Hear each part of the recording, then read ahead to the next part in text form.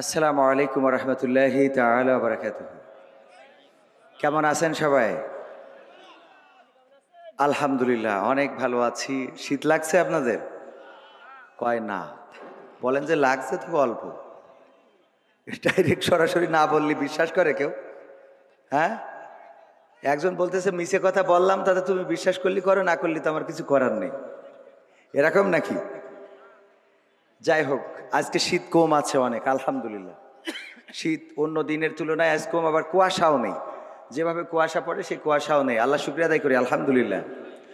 ইন্নাল হামদালিল্লাহি নাহমাদুহু ওয়া নাস্তাঈনুহু ওয়া নাস্তাগফিরুহু ওয়া নু'মিনু বিহি ওয়া নাতাওয়াক্কালু আলাইহি ওয়া নাউযু বিল্লাহি মিন শুরুরি আনফুসিনা ওয়া মিন সাইয়্যাতি আমালিনা মান ইয়াহদিহিল্লাহু ফালা মুদিল্লা লাহু ومن يضلله فلا هادي له ونشهد أن لا إله إلا الله ونشهد أن سيدنا محمدا عبده ورسوله الذي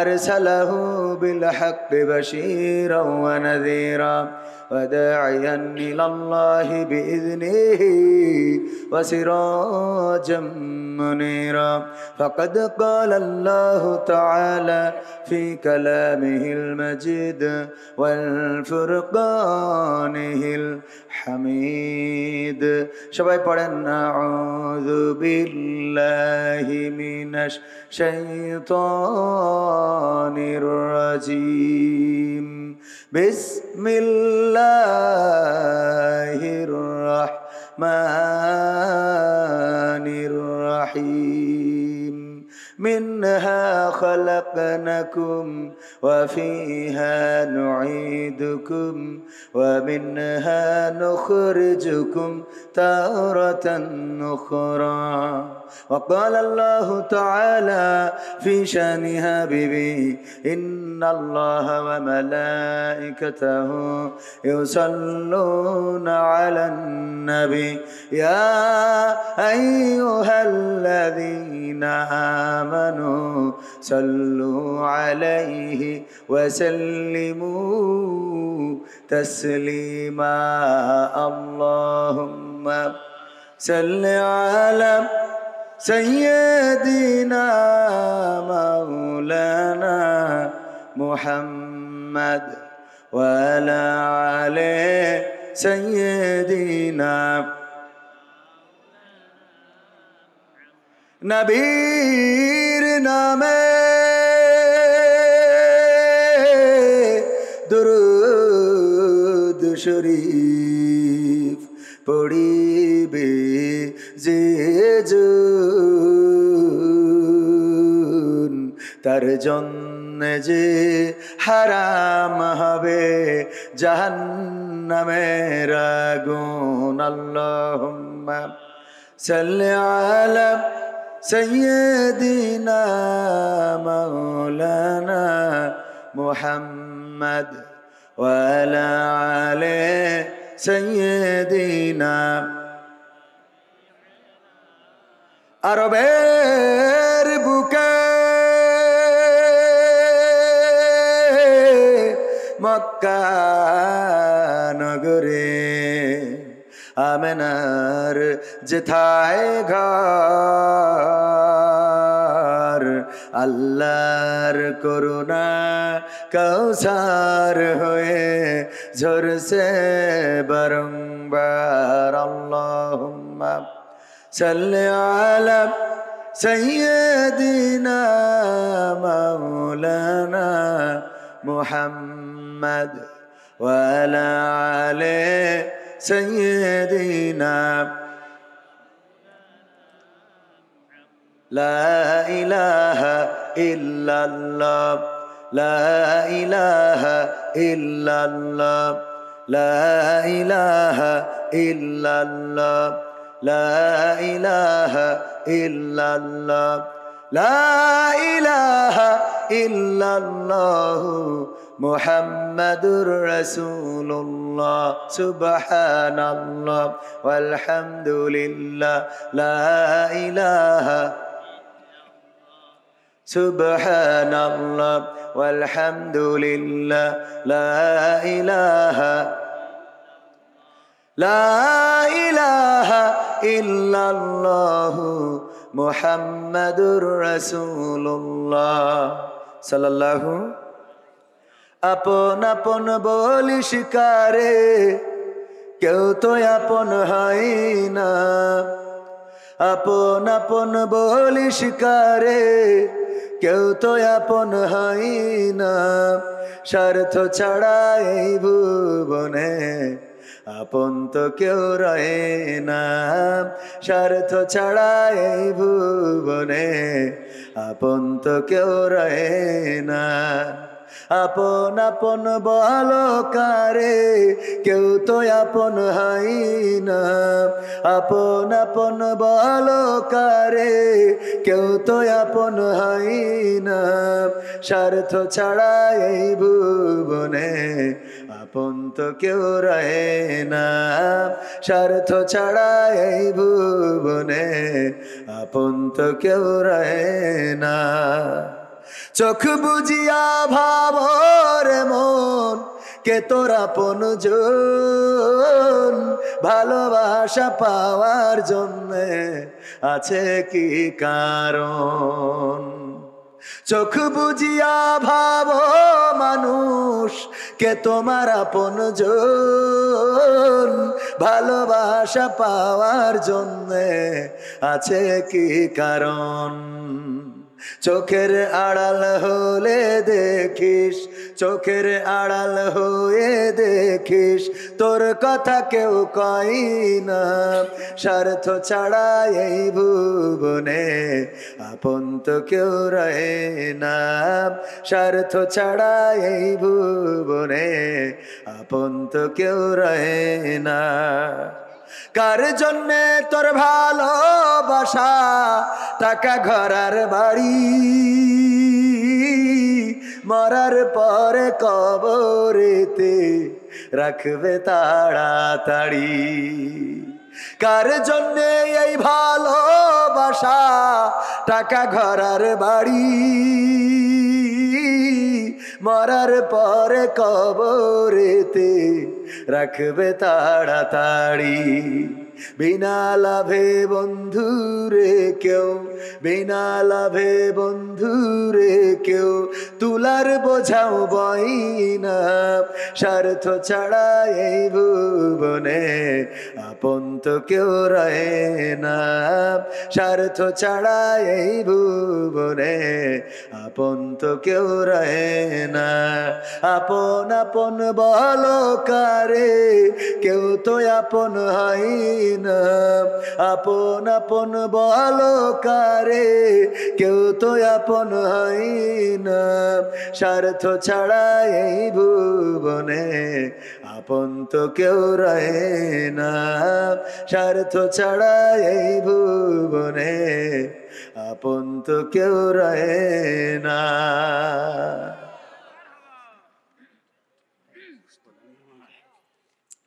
সম্মানিত ভাইয়েরা, শুরু করব ইনশাল্লাহ। আপনারা শুনতে রাজি আছেন?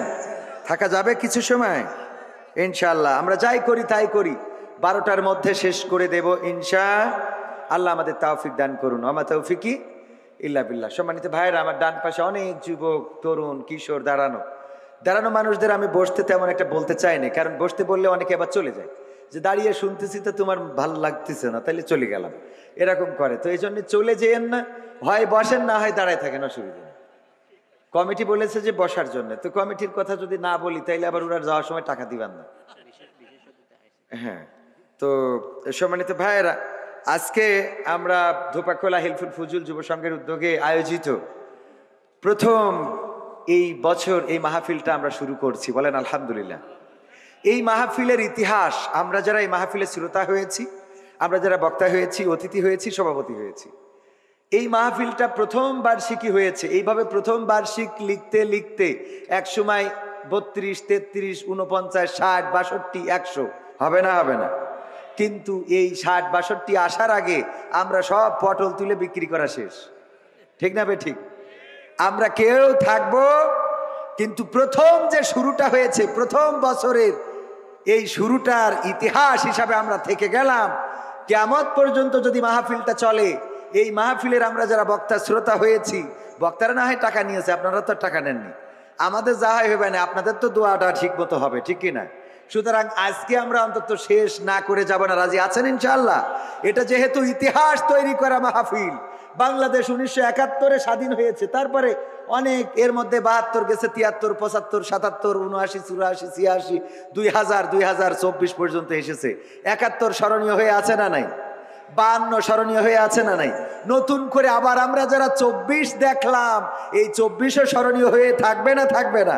সুতরাং 71-এ যারা স্মরণীয় বরণীয় হয়েছিল, 52-তে যারা স্মরণীয় বরণীয় হয়েছিল, 71, এই 71, 52 পরবর্তী সময়ে 24-এ এসে যারা স্মরণীয় বরণীয়, তারাও কিন্তু এই বছরের পর বছর এভাবে চলতে থাকবে। আমরা যেমন বলি 1971-এ আমরা রাজপথে নেমেছিলাম, লড়াই করেছিলাম, সংগ্রাম করেছিলাম, রক্ত দিয়েছিলাম, আর তার বিনিময়ে বাংলাদেশ পেয়েছিলাম, বলি না? বলি না?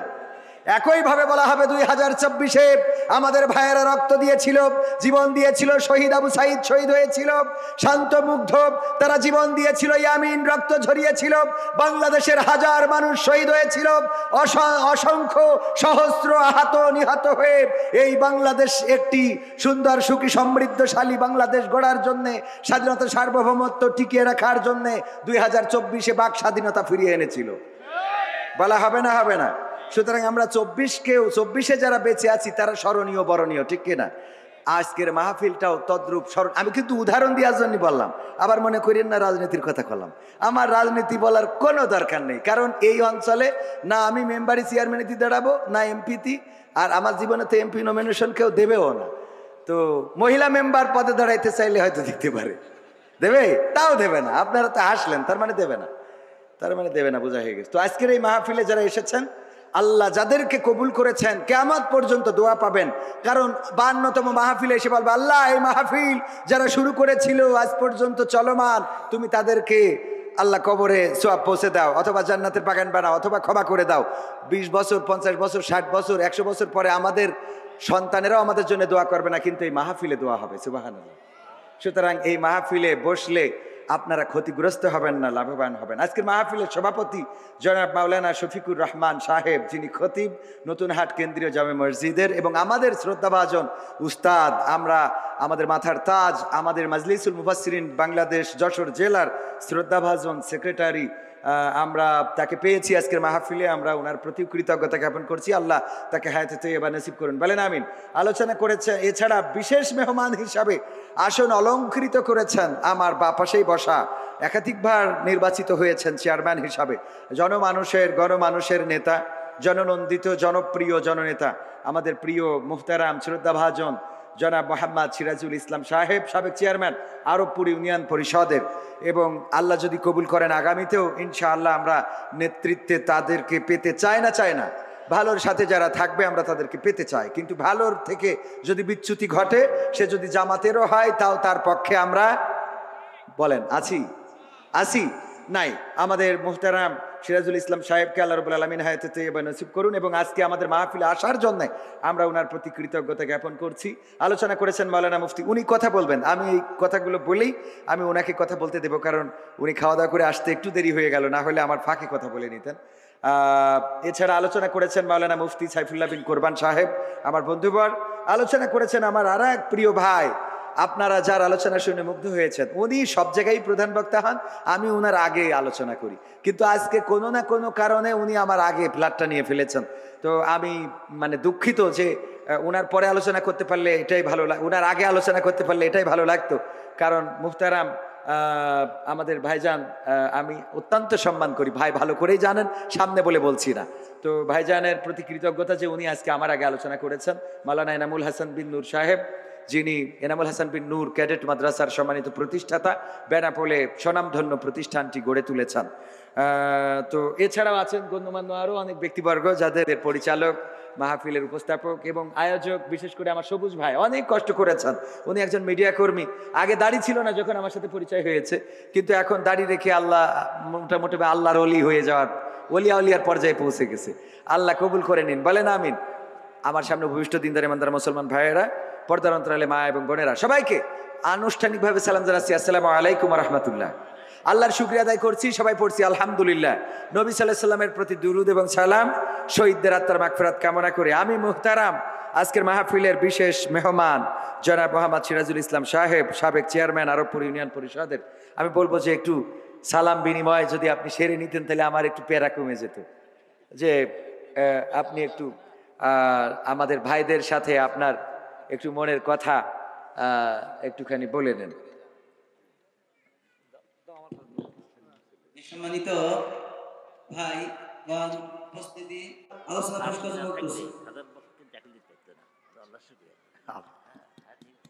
আর কিছু বলার আছে কিনা? তাইলে আর 12টার আগে কেউ কোনো কথা বলা যাবে না। হ্যাঁ, কিন্তু মাইক্রোফোন ফেলি দেওয়ার লোক, মাথায় রেখে। সব জায়গায় গরম হয়নি, আবার সব জায়গায় নরমও থাকেনি। কি হবে বেঁচে থেকে অযথা বিদ্যা শিখে, যদি না গড়তে পারি শোষণবিহীন সমাজটাকে? কি হবে বেঁচে থেকে? কি হবে ছাত্র সেজে চুমু খেয়ে সনদ খানা, যদি হয় বিদ্যালয়টা পরিমণিদের আড্ডাখানা? কি হবে ছাত্র সেজে চুমু খেয়ে সনদ খানা, যদি হয় বিদ্যালয়টা বুবলিদের আড্ডাখানা? এর চেয়ে মরাই ভালো, দেশ ছেড়ে যাওয়াই ভালো। এর চেয়ে মরাই ভালো, দেশ ছেড়ে যাওয়াই ভালো। কি হবে ধোকা দিয়ে বিবেকটাকে? কি হবে ধোকা দিয়ে বিবেকটাকে? কি হবে বেঁচে থেকে অযথা বিদ্যা শিখে, যদি না গড়তে পারি শোষণবিহীন সমাজটাকে? কি হবে বেঁচে থেকে? কি হবে যুবক নামের বোঝা হয়ে এই ধরাতে, যেখানে মা বোনেরা ধর্ষিতা হয় দিনে রাতে? ঠিক না বে ঠিক? কি হবে যুবক নামের বোঝা হয়ে এই ধরাতে, যেখানে মা বোনেরা ধর্ষিতা হয় দিনে রাতে? যৌবনের সার্থকতা ঘুচিবে সকল ব্যথা, যৌবনের সার্থকতা ঘুচিবে সকল ব্যথা। পারো যদি বলি দিতে মানুষরূপী পশুটাকে, পারো যদি বলি দিতে মানুষরূপী পশুটাকে? কি হবে বেঁচে থেকে অযথা বিদ্যা শিখে, যদি না গড়তে পারি শোষণবিহীন সমাজটাকে? কি হবে বেঁচে থেকে? কি হবে লেখালেখি কলমবাজির ওই মহড়া, সমাজের আসল চিত্র যদি না যাই তুলে ধরা?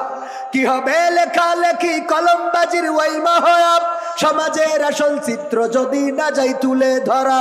যদি ওই ঘুষের বলে কলমটা উল্টো চলে, যদি ওই হ্যালো কলে ক্যামেরা উল্টো বলে, তবে কি যাবে রোখা দুর্নীতিকে? তবে কি যাবে রোখা দুর্নীতিকে? কি হবে বেঁচে থেকে অযথা বিদ্যা শিখে, যদি না গড়তে পারি শোষণবিহীন সমাজটাকে? কি হবে বেঁচে থেকে? কি হবে, কি হবে, কি হবে নামাজ রোজা ইমানদারির ভয় করে, কোরআনের কর্মীগুলো থাকে যদি কারাগারে?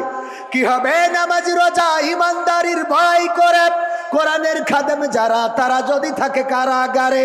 মসজিদের কোণে বসে জিকির যত করো কষি, মসজিদের কোণে বসে তাসবিহ যত টানো ঠেসে, এভাবে যায় না পাওয়া আল্লাহকে। ঠিক না বে ঠিক? এভাবে যায় না পাওয়া আল্লাহকে। কি হবে বেঁচে থেকে অযথা বিদ্যা শিখে, যদি না গড়তে পারি শোষণবিহীন সমাজটাকে? কি হবে বেঁচে থেকে? কি হবে আলেম হয়ে ইমাম সেজে মসজিদেতে, পারো যদি সত্য কথা উচ্চ স্বরে না বলিতে? কি হবে আলেম হয়ে ইমাম সেজে সমাজেতে, পারো যদি সত্য কথা উচ্চ স্বরে না বলিতে? চাকরির ভয় করো যদি ছেড়ে দাও ইমামতি, চাকরির ভয় করো যদি ছেড়ে দাও ইমামতি। কি হবে ধোকা দিয়ে আল্লাহকে? কি হবে ধোকা দিয়ে আল্লাহকে? কি হবে বেঁচে থেকে অযথা বিদ্যা শিখে, যদি না গড়তে পারি শোষণবিহীন সমাজটাকে? কি হবে বেঁচে থেকে? কি হবে নেতা হয়ে জনবলে ঘর ফুলিয়ে, দড়া টানা গরম দেখে যদি থাকো ঘরে শুয়ে? পালাবো না, পালাবো না, কিন্তু নেত্রী চলে গেলে আমাদেরও দেখা পাওয়া যাবে না। ঠিক না বেঠে? কি হবে নেতা হয়ে জনবলে ঘাড় ফুলিয়ে, রাজপথ গরম দেখে যদি থাকো ঘরে শুয়ে, এর চেয়ে সেজে গুজে ভিলেনের সঠিক পদে, এর চেয়ে সেজে গুজে ভিলেনের সঠিক পদে, দিয়ে দাও অভিনয়ে জীবনটাকে, দিয়ে দাও অভিনয়ে জীবনটাকে। কি হবে বেঁচে থেকে অযথা বিদ্যা শিখে, যদি না গড়তে পারি শোষণবিহীন সমাজটাকে? কি হবে বেঁচে থেকে? কি হবে আকাশ ছোঁয়া বিলাসবহুল বাড়ি গাড়ি, না খেয়ে কত মানুষ পরপারে দিচ্ছে পাড়ি? কি হবে আকাশ ছোঁয়া বিলাসবহুল বাড়ি গাড়ি, না খেয়ে কত মানুষ পরপারে দিচ্ছে পাড়ি? আজরাইল আসবে যাবে মাটিতেই পড়ে রবে, আজরাইল আসবে যাবে মাটিতেই পড়ে রবে। কোনো কাজে লাগবে না ওই প্রাসাদটাকে, কোনো কাজে লাগবে না ওই প্রাসাদটাকে। কি হবে বেঁচে থেকে অযথা বিদ্যা শিখে, যদি না গড়তে পারি শোষণবিহীন সমাজটাকে? কি হবে বেঁচে থেকে? কি হবে, কি হবে পুরুষ হয়ে জন্ম নিয়ে বাংলাদেশে, যদি যাই ক্ষমতাটা ঘুরে ফিরে নারীর হাতে? কি হবে পুরুষ হয়ে জন্ম নিয়ে এই দেশেতে, যদি যাই ক্ষমতাটা ঘুরে ফিরে নারীর হাতে? কি বা জবাব দেবে, কিভাবে মুখ দেখাবে? কি বা জবাব দেবে, কিভাবে মুখ দেখাবে আমাদের আগামী সেই প্রজন্মকে, তোমাদের আগামী সেই প্রজন্মকে? কি হবে বেঁচে থেকে অযথা বিদ্যা শিখে, যদি না গড়তে পারি শোষণবিহীন সমাজটাকে? কি হবে বেঁচে থেকে? ঠিক না বেঠে?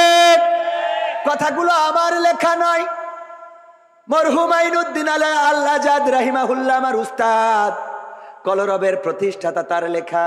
তিনি চলে গিয়েছেন পৃথিবী ছেড়ে, আজ 14 বছর হয়ে গেল। 2010 সালে কোনো এক মাহফিল থেকে ফেরার পথে অ্যাক্সিডেন্ট অথবা পরিকল্পিতভাবে যেভাবেই হোক পৃথিবী থেকে বিদায় নিয়েছিলেন। তার মানে 2010-এ বিদায় নিয়েছেন, গানটা তারও আগে লেখা। ঠিক না বে ঠিক? আগে মানে কি, এটা 2000 সালের দিকে লেখা।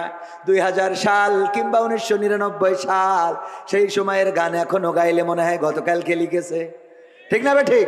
কারণ এখনো সমাজের পরিবর্তন হয় নাই, এখনো শোষণ মুক্ত সমাজ আসে নাই। আমার শোষণ মুক্ত সমাজ গড়ার জন্য প্রথমে আন্দোলন করেছিলেন বঙ্গবন্ধু শেখ মুজিবুর রহমান, তারপরে আন্দোলন করেছেন জিয়াউর রহমান, তারপরে আন্দোলন করেছেন এরশাদ, তারপরে আন্দোলন করেছেন খালেদা জিয়া, তারপরে আন্দোলন করেছেন শেখ হাসিনা, এরপরে আবার খালেদা জিয়া, তারপরে আবার শেখ হাসিনা, তারপরে আবার এর মধ্যে ফখরুদ্দিন মঈনুদ্দিন এসেছিল, এখন নতুন করে ডক্টর ইউনূস এসেছে। এখনো বাংলাদেশ শোষণ মুক্ত হয় নাই। আজকেও পত্রিকার নিউজ, আমার এক আল্লাহর ওলি, আমাদের আল্লাহর ওলি, দেখেন দলের নাম না বলে তো উপায় নেই, সাংবাদিকরা বলেছে আমার দোষ না। যুবলীগের এক আল্লাহর ওলি ব্রাহ্মণবাড়িয়ায় একজন নারীকে হত্যার পরে তার লাশটা একটা পরিত্যক্ত ঘরের মধ্যে নিয়ে গর্তের মধ্যে ঢুকায়ে পুড়াইয়ে দিচ্ছিল, ধরা পড়েছে না পড়ে নাই? নারীদেরকে পুড়াইয়ে দিচ্ছে, লাশ মাথাটা পুকুরের মধ্যে ফেলানো, অ্যারেস্ট হয়েছে বিশেষ দলের লোক। ওই দলের লোক বলেই বলছি না, এমন অপরাধ বিএনপি জামাত জাসদ বাসদেও করতে পারে না, পারে না। তবে তুলনামূলকভাবে আল্লাহর ওলিদের একটু বেশি লোক আছে না নাই? অপরাধ করার মাত্রা বেশি না খুব? এই অপরাধ এখনো মুক্ত হয় নাই। যদি জামাতেও থাকে আমরা প্রতিবাদ করব। কথা আগে বুঝে নেবেন, তারপরে লাভ দেবেন।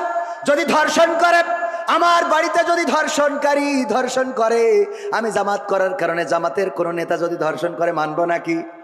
আপনি আওয়ামী লীগ করার কারণে কোনো যুবলীগ যদি ধর্ষণ করে মেনে নেবেন নাকি? কত করে মেনে নেব?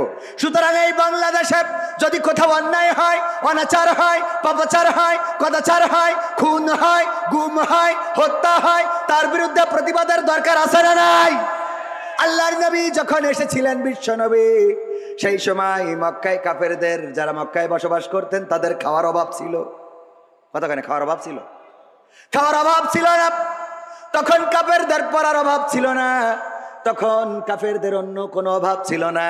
কিন্তু ওই সমাজে যেটার অভাব ছিল, সেটা নীতি নৈতিকতার, সেটা আদর্শের, সেটা ব্যবহারের, সেটা চরিত্রের, এই অভাবগুলো ছিল। আল্লাহ রাসূল সাল্লাল্লাহু আলাইহি সাল্লাম যখন দেখলেন সব চলে, কিন্তু এই সমাজে এই সব কিছুর মধ্য দিয়ে যেটা চলে, ওই কাবাটা তাওয়াফ করতেন উলঙ্গ হয়ে।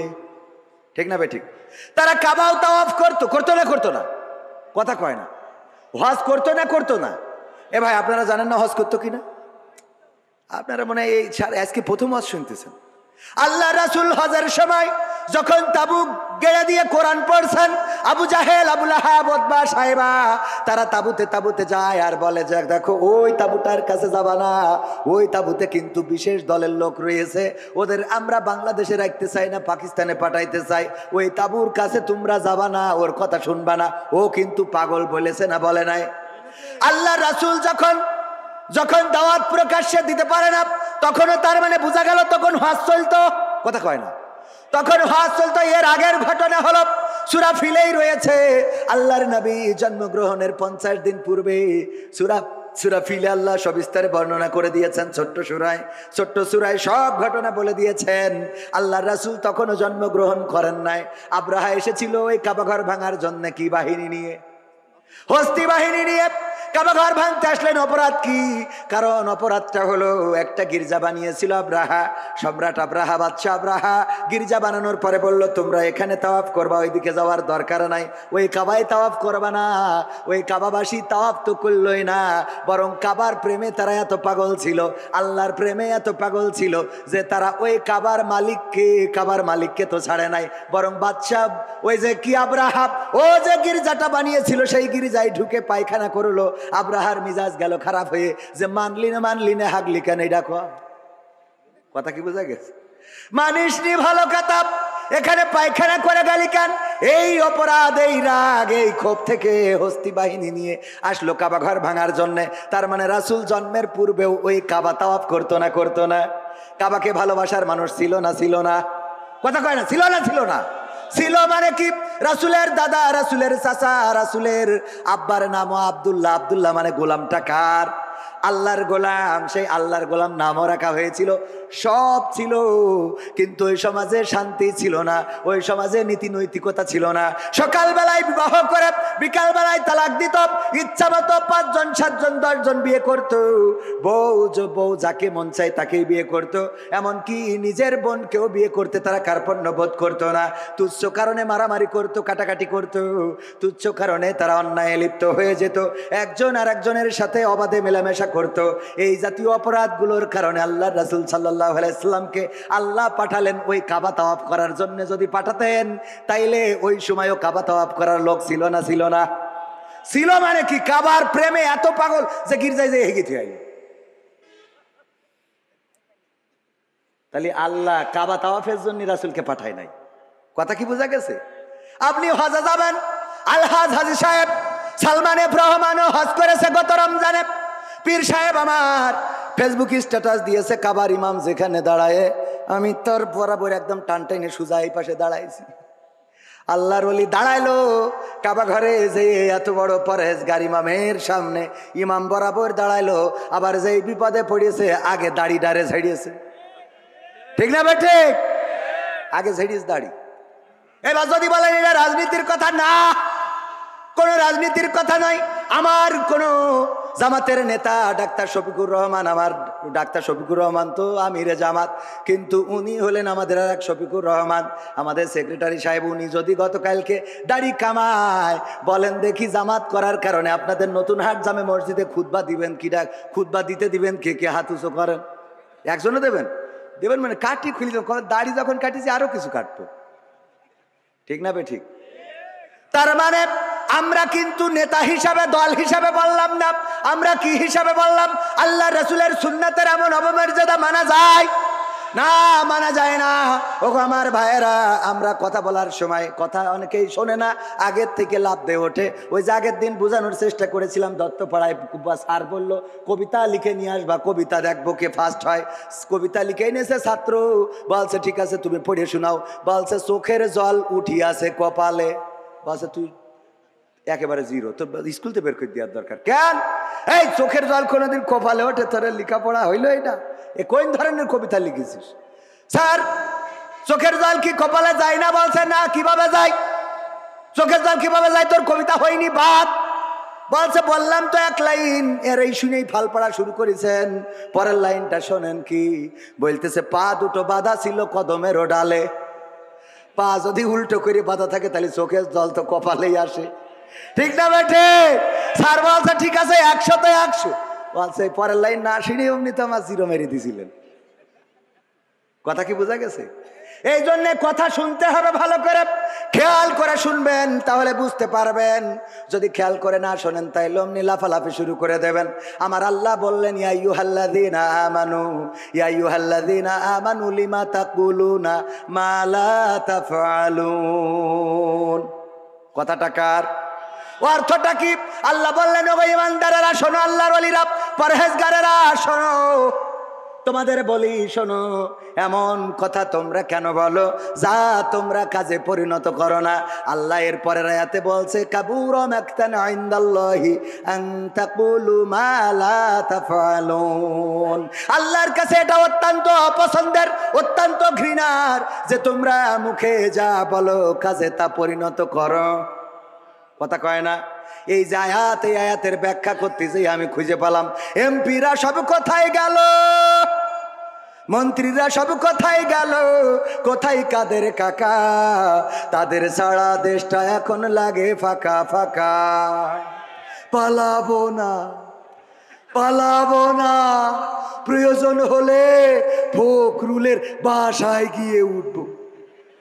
ঠাকুরগাঁওয়ে বাসা আছে না, জায়গা দেবে? দেখেন এইবার আপনারা বোঝেন কেন বললাম এই কথা। পালাবে না, পালাবে না, যাই না তবু দেখা, তাদের সারা দেশটা এখন লাগে ফাঁকা ফাঁকা। ও আমার ভাইয়েরা, আল্লাহ বলছে, ইয়া আইয়ুহাল্লাযীনা আমানু লিমা তাকুলুনা মা লা তাফআলুন। ও ঈমানদারেরা, আল্লাহর ওলিরা, পীর সাহেবরা শোনো, এমন কোন কথা বলো না যা তোমরা কাজে পরিণত করো না। কাবুরা মাকতান ইনদাল্লাহি আন তাকুলু মা লা তাফআলুন। আল্লাহর কাছে এটা অত্যন্ত অপছন্দের, অতিশয় অপছন্দের, ঘৃণার, ক্রোধের যে তোমরা যা বলো তা কাজে পরিণত করো না। দেখেন আমাদের নেতা বলল পালাবো না, এই কথা অপছন্দের কার? পালাইছে না পালাই নাই? তাইলে কোরআনের সাথে, কোরআনের কথার সাথে মিল আছে না নাই? এটা আল্লাহর অত্যন্ত অপছন্দের। এখন যদি বলেন হুজুর এই কথা বলা যাবে না, তাইলে কোরআন বলেছে আমি বলবো না কেন? তুমি বললে পালাবা না, ঠাকুরগাঁওয়ে যাবো, আমি সেখানে যাই খোঁজ নিছি, যাইনি, আমি নিজে গেছি, সত্যি স্ট্যাটাস দিয়ে আছে ফেসবুকে, দেখে নেবেন। এখানে গেলেন না, আবার বললেন পালাবেন না। এবার দেখেন পরহেজগার 80 রাকাত 90 রাকাত তাহাজ্জুদ না পড়ে আমার স্বামী ওসমান হাফিজাহুল্লাহ, উনি তো ঘুমাতে যান না, এই আল্লাহর ওলি, সে বলল খেলা হবে, খেলা হবে, আসো খেলবো। যেই ছাত্ররা খেলার জন্য দাঁড়াইলো সেই তো আল্লাহর ওলি নেই। তাহলে আল্লাহ বলছে, কাবুরা মাকতান ইনদাল্লাহি আন তাকুলু মা লা তাফআলুন। ওগো স্বামী ওসমান এমন কথা কেন বলো? এই কথা তো আল্লাহর কাছে অত্যন্ত অপছন্দের, অত্যন্ত ঘৃণার, যে তোমরা মুখে যা বলো কাজে তা করো না। অথচ দেখেন অপর দিকে যারা বলেছে এই মাটি আমাদের সম্পদ, এটা তিতুমিরের মাটি, এটা শাহজালালের পুণ্যভূমি, এই জমিনে রক্ত ঝরেছে, আমার শহীদদের রক্ত লেগে আছে, 71-এ রক্ত দিয়েছি, এই জমিনে আল্লাহর ওলিরা ঘুমানো, এই জমিনকে অতন্ত্র প্রহারার, অতন্ত্র প্রহরীর মতো পাহারা দেব। 1 ইঞ্চি মাটি, আমার বাংলার মাটি, কোনো দাদার হাতে ছেড়ে দেব না। বলেন দেখি, ফাঁসির কাস্টে ঝুলাইছে তাও কি পালাইছে কেউ? কথা কয় না পালাইছে কেউ? বরং মৃত্যুটাকে বরণ করেছে, হামলা হয়েছে, মামলা হয়েছে, এই দেশ ছাড়ে নাই, মাটি ছাড়ে নাই, এলাকা ছাড়ে নাই, বছরের পর বছর জেল জুলুম নির্যাতন সহ্য করেছে। কোরআনের পাখি দেলোয়ার হুসাইন সাইদি, দলমত নির্বিশেষে সবার প্রিয় মানুষ, এই প্রিয় মানুষটা কোরআনের পক্ষে কথা বলেছেন। আওয়ামী লীগেরাও তার ওয়াজ শোনেন, বিএনপি, জামাত, জাসদ, বাসদ, হেফাজত, সবাই তার ওয়াজ শোনে না, শোনে না? পালিয়েছেন কখনো? পালান তো নাই, বরং আল্লাহর নবীকে যেমন প্রস্তাব দেওয়া হয়েছিল, বিশ্ব নবীকে বলল, কাফেরেরা বলল দেখো সে কি চায়, এই মক্কায় তো সব আছে, আমরা তার সব দেব, কি কি দেবে? আবু তালিবকে ডেকে বলল মুহাম্মদকে থামাও। কি থামাবো, কিভাবে থামাবো? বলল প্রস্তাব নিয়ে যাও 3টা। কয়টা? 3টা। 1 নম্বর, যদি সে ক্ষমতা চায় মক্কার প্রেসিডেন্ট বানাবো, যদি সে অর্থ চায় সবচেয়ে ধনী বানাবো, যদি সে নারী চায় তাইলে সবচেয়ে সুন্দরী নারীর সাথে বিয়ে করাবো, আর যদি বলে না 3টাই লাগবে একসাথে দিয়ে দেব, এর বিনিময়ে কালেমার দাওয়াত দেওয়া ছেড়ে দিতে হবে। আল্লাহর নবী সাল্লাল্লাহু আলাইহি সাল্লাম বললেন যে এই জন্যই আমি বসে আছি। কথা কয় না? কয় ঠিক? আল্লাহর নবী এই জন্যই বসেছিল? নাউজুবিল্লাহ, বলেন নাউজুবিল্লাহ।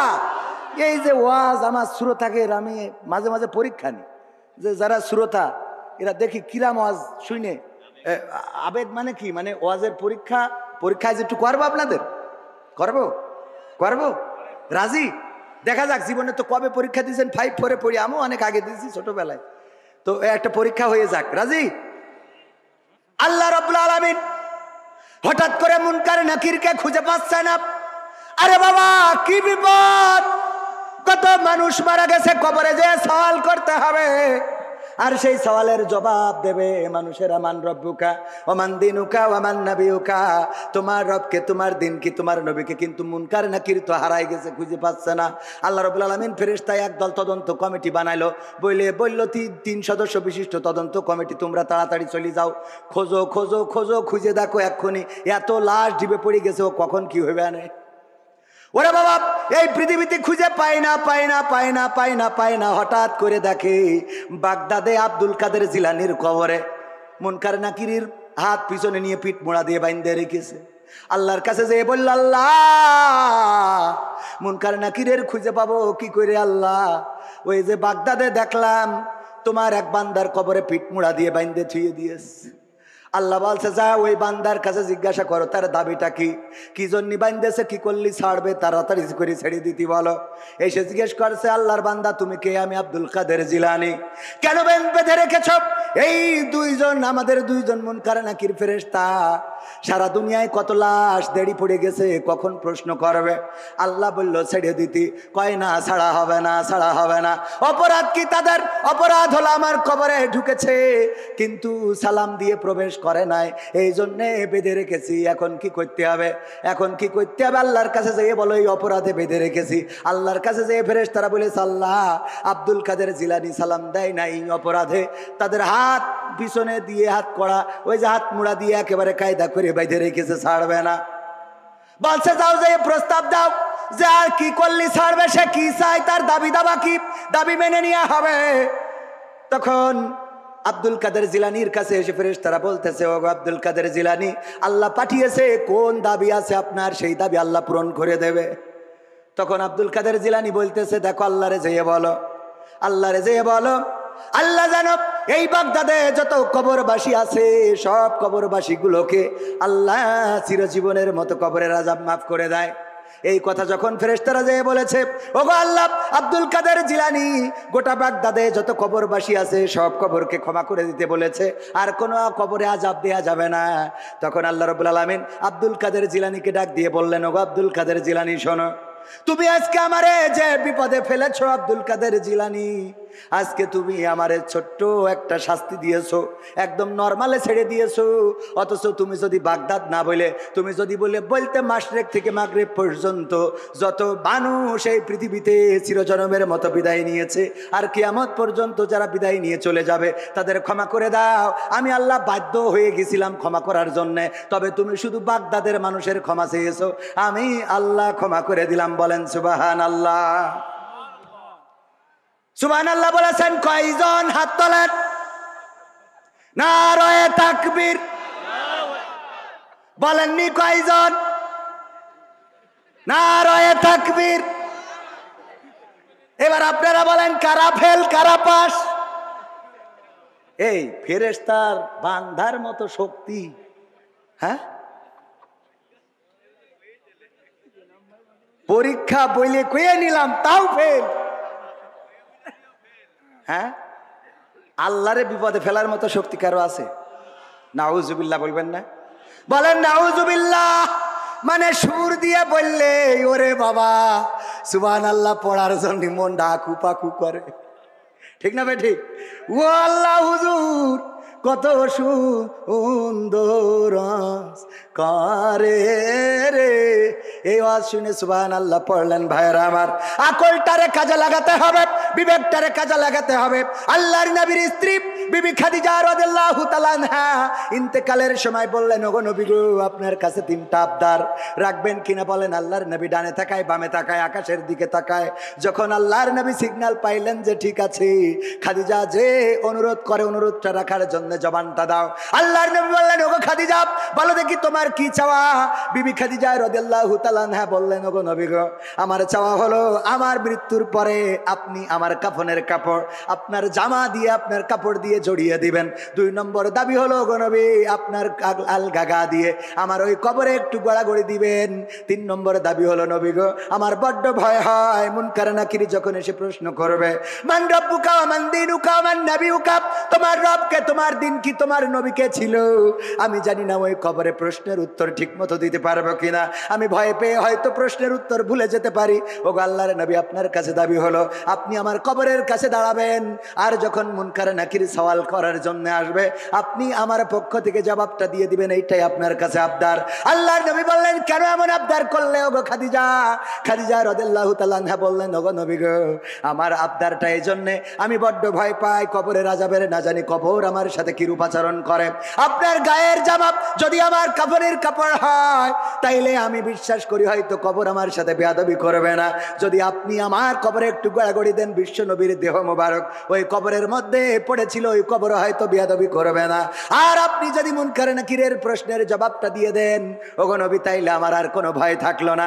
আপনি বলেছেন কবরটা হলো প্রথম গেট, এই গেটে যে পার পেয়ে যায় সে বাকি গেটগুলোই পার পেয়ে যাবে, কিন্তু এই গেটে যদি কেউ আটকা পড়ে যায় তার বিপদের শেষ নাই। ওগো নবী আমি ওই গেটটাকে ভয় পাই, ওই গেটটাকে ভয় পাই। ওসমান রাদিয়াল্লাহু তাআলা আনহু যখন জান্নাতুল বাকিতে যেতেন কবরের কাছে দাঁড়াতেন আর চোখের পানি ছেড়ে দিতেন।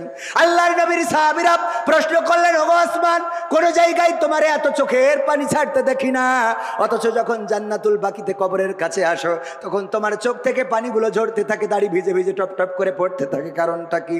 ওসমান রাদিয়াল্লাহু তাআলা আনহু বললেন তোমরা কি বিশ্ব নবীর মুখে শোনো না এই কবর হলো প্রথম গেট, এই গেট থেকে যে পার পাবে সে সব জায়গায় পার পাবে, আর এই গেটে যদি কেউ আটকা পড়ে যায় তাইলে তার পার পাওয়ার স্বপ্নটা চূর্ণ বিচূর্ণ হয়ে যাবে। এই জন্য কবরের কাছে যখন আসি তখন নিজের চিন্তা হয় আহারে এই কবরে আমি পার পাবো নাকি পাবো না।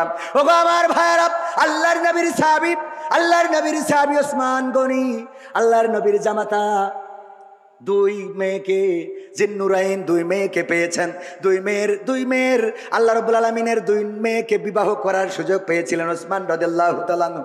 সেই সাহাবীও কান্নাকাটি করে খাদিজা রাদিয়াল্লাহু তাআলা আনহা এমন একজন ব্যক্তি, একদিন আল্লাহর নবী এবং জিবরাইল আলাইহিস সালাম বসে আছেন, হঠাৎ করে জিবরিল বললেন ওগো নবী আমার যাওয়ার সময় হয়ে গেছে, কেন চলে যাবেন? আমি দেখতে পাচ্ছি বিবি খাদিজা আপনার জন্য খাবার নিয়ে আসছে, ওগো নবী আমি এখন চলে যাব।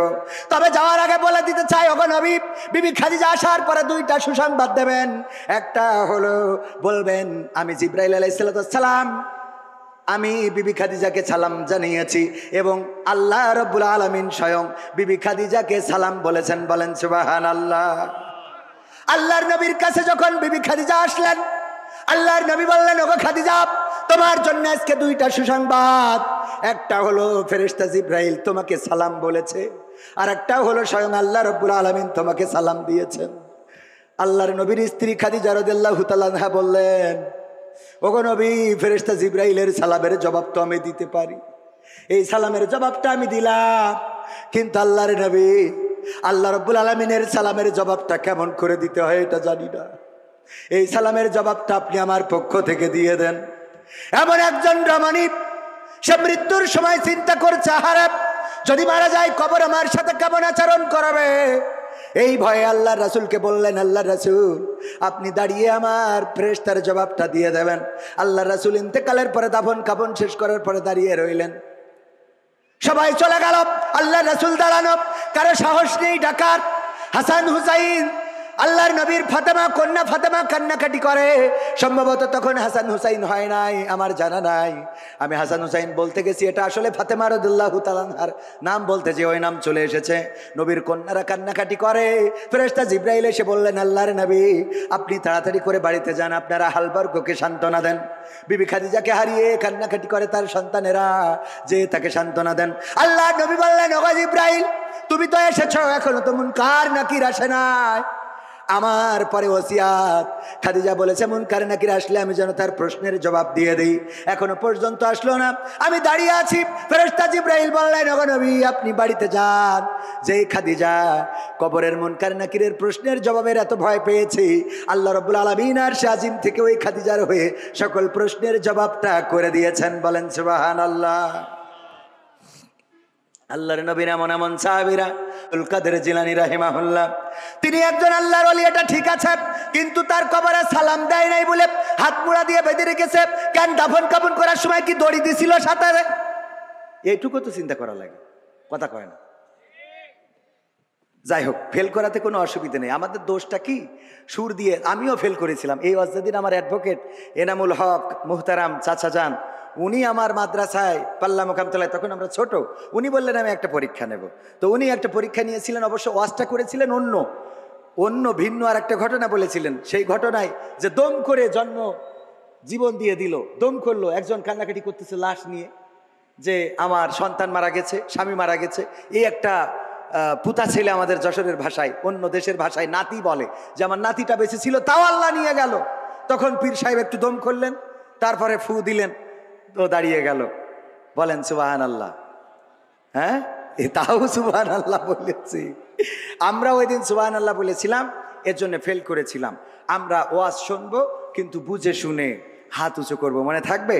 সুবহানাল্লাহ আলহামদুলিল্লাহ কোন জায়গায় বলতে হয়, এগুলো যদি না বুঝি, ওই যে উদাহরণ দিতে যে মাঝে মাঝে প্রায়ই বলি, এখন যে টাকা কালেকশন করতেছে, দত্তপাড়ায় বলেছিলাম যে 50,000 টাকা দেওয়ার মতো কেউ কি আছেন? কেউ কথা বলে না। হুজুর সুদ দিয়ে বলার একজন তো জিম আছে। হুজুর বলছে 50,000 টাকা দেওয়ার মতো কোন আল্লাহর ওলি আছেন নাকি? আমি দোয়া করে দেব। বলেন হাত উঁচু করেন। কেউ হাত উঁচু করে না, দোয়া করব বাপ দাদা দাদা দাদি নানা নানি 14 গোষ্ঠী যেন জান্নাতে থাকে।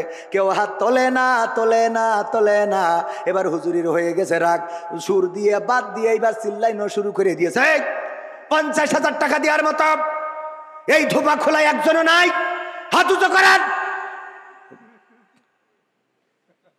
মানে ঘুমেতে উঠে হাত উঁচু করেন শুনে, ধমক শুনে হাত উঁচু করে বসে আছে। বলছে নাম কি? ওবায়দুল কাদের। আল্লাহ ওবায়দুল কাদের 50,000 টাকা করলো দান, তুমি বাড়িয়ে দাও, সম্মান নিয়ে খায়াত দাও। পিতা মাতা দাদা দাদি নানা নানি 14 গোষ্ঠী যারা কবরে আছে ক্ষমা করে জান্নাত দিয়ে দাও। ও তো বলছে আল্লাহ কাল বিড়ি না খালি তো হাগাও হবে না, অথচ সেইটা কিনার টাকাও নেই। 50,000 টাকা দোয়া আমি কানে রাখবো। 50,000 টাকা দোয়া করে দিলে মার খাওয়ার ভয়তে কিছু বলে নাই। পরের দিন জুম্মার দিন আমার খতিব ডাক্তার, আমার খতিব জনাব মাওলানা শফিকুর রহমান স্যার, ওনার কাছে যে বলছে হুজুর গো বিপদে তো পড়েছি, একটু ফতোয়া দিতে হবে। কি ফতোয়া?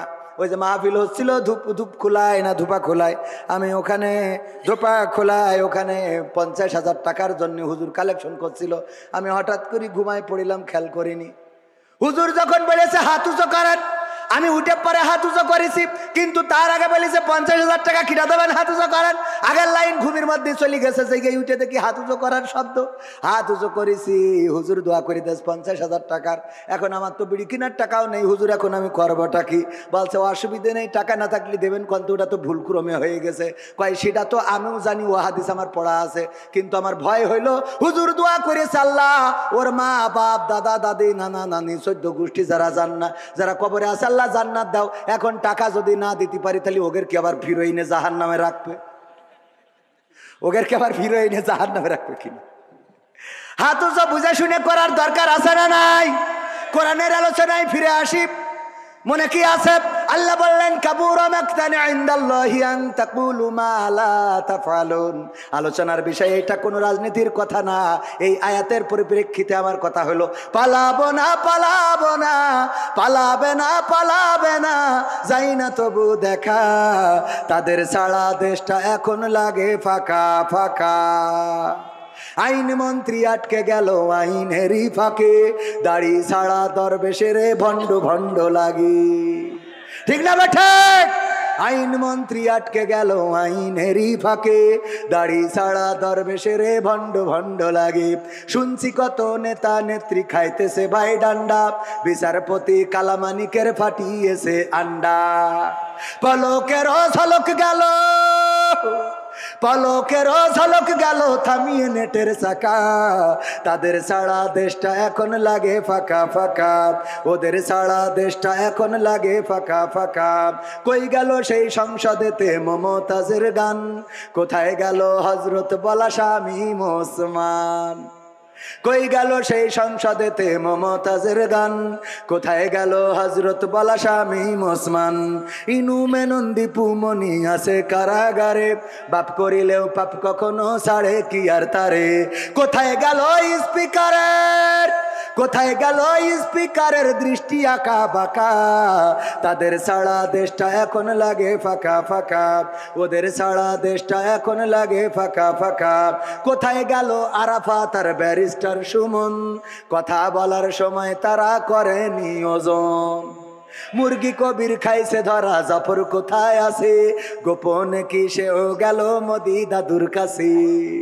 কোথায় গেল এ সালমের, কোথায় গেল এ সালমের কাড়ি কাড়ি টাকা, তাদের সারা দেশটা এখন লাগে ফাঁকা ফাঁকা।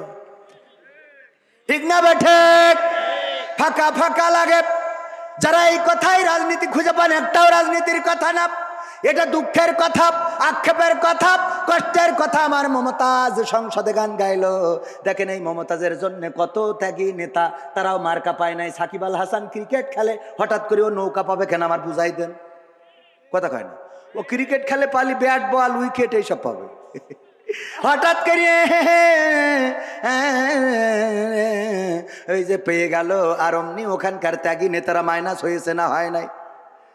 কথা কয় না, হয়েছে না হয় না? আমারও আজ ত্যাগের পক্ষে যারা মাইনাস হয়েছে, আপনারা তাহলে সারা জীবন দল করি করলেন কি? হঠাৎ সাকিব আল হাসান ক্রিকেট খেলতে খেলতে এসে যদিও মার্কা নিয়ে নাই, তাহলে তোরা রাজপথে থেকে লাভ ডাকি। কথা কয় না।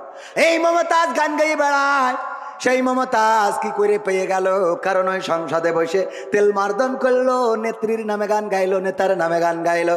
আর যখন নেত্রী চলে গেল, আমার মমতাজ আপা একটা গানও গাইলো না। আমি বললাম তুই তো মনির খানের থেকে খারাপ। মনির খান যখন ওর নায়িকা চলে গেছে, অঞ্জনা অঞ্জনা তুমি থাকলে না ভাত খেলে না, কনে গেলে তুমি ঘুমাইলে না, অঞ্জনা আছে না নাই? সব গানে অঞ্জনা। ও জানতো যে বিয়ে করার পরে আমার স্ত্রী আমারে ছাড়বে না, বলবে এত ভালো ও বাসতে রে, ক্যাসেটে ক্যাসেটে অঞ্জনা রে। ঠিক না বে ঠিক? তারপরেও সাহস নিয়ে গিয়েছে, কত বড় সাহস চিন্তা করতে হবে। আর এখনকার সময় এখনো অঞ্জনার নাম ধরে গায়, আগের সময় তো তাও সাহস করতো, ভালো কথা। কিন্তু এখনকার সময় মোট সাহস করা যাবে না, কারণ আমার মা বোনেরা এখন ডাইরেক্ট, আগে তো তাও একটু কুপাকুপি পিটোপিটি হইতো, শুনতাম স্বামীর মারে, আর এখন ডাইরেক্ট মেশিন কেটে নিয়ে হাওয়া হয়ে যাচ্ছে। ঠিক না বে ঠিক? আপনি এটা শুনেন না, উস্তাদ মানুষ, ওরা শুনুন। এই ঠিক বলছি না বে ঠিক বলছি? ডাইরেক্ট নিয়ে চলে যাবে। আমি বললাম নিয়ে যাবি কেন, অন্তত থুয়ে যা, জোড়া তালিতে যদি কাজে লাগানো যায়। শয়তান, বিপদে ফেলেছি আবার নিয়েও গেছিস কেন?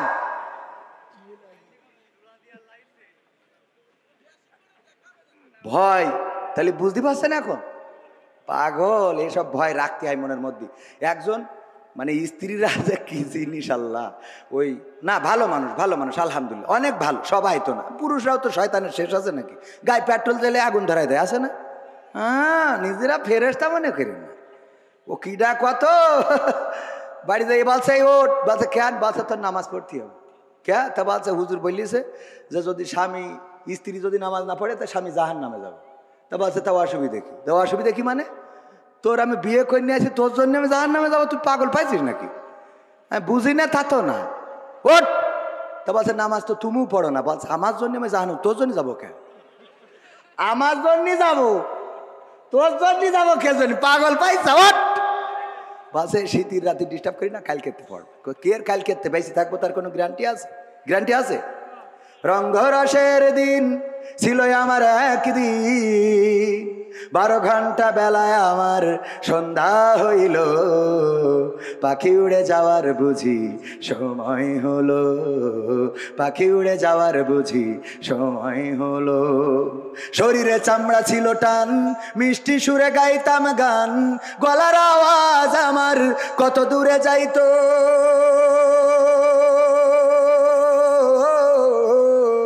শরীরে চামড়া ছিল টান, মিষ্টি সুরে গাইতাম গান, গলার আওয়াজ আমার কত দূরে যাইতো। পাইকা গেল মাথার চুল, কথা বলতে পড়ে ভুল, পাইকা গেল মাথার চুল, কথা বলতে পড়ে ভুল, চোখে দেখি গন্ডগোল, দন্ত নড়িল, পাখি উড়ে যাওয়ার বুঝি সময় হলো, পাখি উড়ে যাওয়ার বুঝি সময় হলো। ঘন ঘন আসে দম, চোখেতে দেখি কম, ভাবে বুঝি সময় আমার ফুরিয়ে এলো। ঘন ঘন আসে দম, কানেতে শুনি কম, পিছে পিছে জাম আমার ঘুরতে লাগিল। খাটো হয়ে আসছে পাও, হীন হলো সর্বদাও, খাটো হয়ে আসছে পাও, হীন হলো সর্বদাও, ভাবে বুঝি সময় আমার ফুরিয়ে এলো, পাখি উড়ে যাওয়ার বুঝি সময় হলো, পাখি উড়ে যাওয়ার বুঝি সময় হলো। ঠিক না বে ঠিক? পুরা তো এত সুন্দর পরিপাটি, খাসায় আমার ছিল খাটি, দিনে দিনে খাসায় আমার জং ধরিল। এত সুন্দর পরিপাটি, খাসায় আমার ছিল খাটি, দিনে দিনে খাসায় আমার জং ধরিল। পুরাতন খাসাতে পাখি করে শুধু ডাকা ডাকি, পুরাতন খাসাতে পাখি করে শুধু ডাকা ডাকি, একদিন আমায় দিয়া ফাঁকি উড়িয়া যাইব, পাখি উড়ে যাওয়ার বুঝি সময় হলো, পাখি উড়ে যাওয়ার বুঝি সময় হলো। রঙ্গরসের দিন ছিল আমার একদিন, রঙ্গরসের দিন ছিল আমার একদিন, 12 ঘন্টা বেলায় আমার শান্ত হইল, পাখি উড়ে যাওয়ার বুঝি সময় হলো, পাখি উড়ে যাওয়ার বুঝি সময় হলো। ঠিক না বে ঠিক? ওগো আমার ভাইয়েরা, বললো কাল বেঁচে থাকবো তার গ্যারান্টি কি? ওঠো, নামাজ পড়তে হবে। স্ত্রীর ওই শীতের রাত কষ্ট করে উঠাইছে, উজু করানোর পরে এবার স্ত্রী এসে বলছে, নাও বলো এখন রাত 1টার সময় কোন ওক্ত কয় রাকাত নামাজ, কি সূরা পড়বো, দোয়া কি? বাসে যা হয় পড়, কে এখন আসতে কেন? এই বলো এখন রাত 1টার সময় কেন নামাজ, কেন নামাজ, কয় রাকাত, কি পড়বো, সূরা ফাতিহা? না হলে তুমি সামনে দাঁড়াও, আমি ইক্তেদাহি তু ভেজাল ইমাম। ও জানে যে এই ইমাম সঠিক না, ইক্তেদাহি তো কি ইমাম, ভেজাল ইমাম, সামনে যাও, আমি পিছনে দাঁড়াচ্ছি। তা বলছো ওরাম করছিস কেন, কাল খেতে পয়সা নে। আমল করা হয়ে গেছে, আছে না নাই? আল্লাহর ওলিরা আবার বলে, হুজুর দোয়া করে দেন আমার স্ত্রী সিরিয়াল আসক্ত, যেন স্ত্রী পরহেজগার হয়ে যায়। ও যে সিরিয়াল আসক্ত, আর তুই তো চার দোকানে, ওই যে মকসেদের দোকানে যে এক বসায় 3 ঘন্টার ওই ঐশ্বরিয়া করিনা কাপুরের ছবি মেরে তারপরে বাড়ি আসো। তুমি ঐশ্বরিয়া রায়, কারিনা কাপুর আর আমার আমির হামজা ভাই বলেছিল রাশমিকা মান্দানা দেখবা, আর তোমার বউ ওই তাহাজ্জুদের নামাজে যায়, নামাজে পড়ে তোমার জান্নাতে নিয়ে যাওয়ার জন্য দোয়া করবে। পাগল পাইছাও নাকি? কথা কয় না। তুমি ওই নে বসিতে পরিমণি মারি বেড়াবা, আমার যুবকরাও আছে বিয়ের আগে, আরে বাবা পিছনে একটা নিয়ে লাইলাতুল ফেব্রুয়ারিতে ওরে গিয়ার গদখালি, কোথায়? লাইলাতুল ফেব্রুয়ারি, গদখালি। গদখালি যে বলে তুমি এসেছে বলে আকাশ এত নীল, ও আসার আগে লাল ছিল, তুমি এসেছো বলে গদখালির গোলাপ গুলো লাল হয়েছে, ও এতদিন কালো ছিল।